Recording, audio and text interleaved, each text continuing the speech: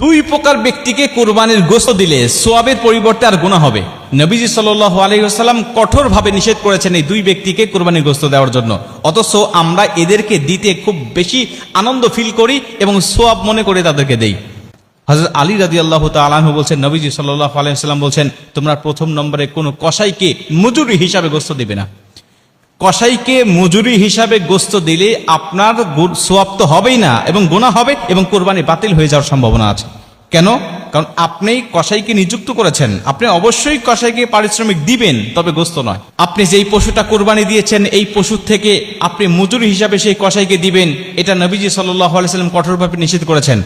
আপনি কসাইকে নিযুক্ত করার পূর্বে তার সাথে আপনাকে চুক্তি করতে হবে, আপনি অবশ্যই তাকে পারিশ্রমিক দিবেন, তাকে ঠকাবেন না, কোনোভাবেই নয়। এবং নবীজি তো মজুরিদেরকে বলেছেন যে তার গায়ের ঘাম শুকিয়ে যাওয়ার আগে তার পাওনাটাকে বুঝিয়ে দাও।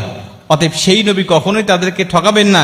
নবীজি সাল্লাল্লাহু আলাইহি ওয়াসাল্লাম বলছেন অবশ্যই তাদেরকে মজুরি দিতে হবে, পারিশ্রমিক দিতে হবে, কিন্তু এই কুরবানির পশু থেকে নয়, দিতে হবে তোমার ইনকামের মধ্য থেকে, তোমার সম্পদের মধ্য থেকে।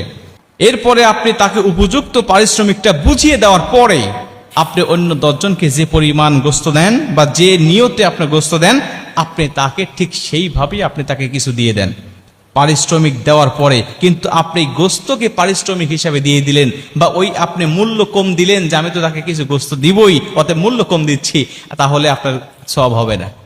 2 নম্বরে, যে ইমামকে দিয়ে বা যেই মানুষকে দিয়ে আপনি কোরবানির পশুটাকে আপনি জবাই করে নিয়েছেন, এই ইমামকে আপনি পারিশ্রমিক হিসাবে, সে জবাই করে দিয়েছে আমি তাকে গোশত দিয়ে দিলাম, না, এটা আপনি দিতে পারবেন না।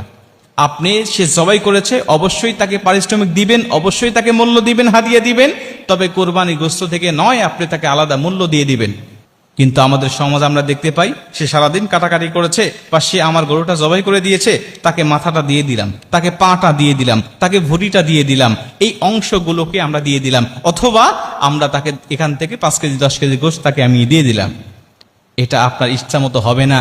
আপনি এটা আল্লাহর রাস্তায় কুরবানি দিয়েছেন, এটা আপনার দায়িত্ব নয়, এই গোশত আপনি মালিক নয়, এটা আল্লাহ আপনাকে মেহমানদারি হিসেবে দিয়েছেন। আপনি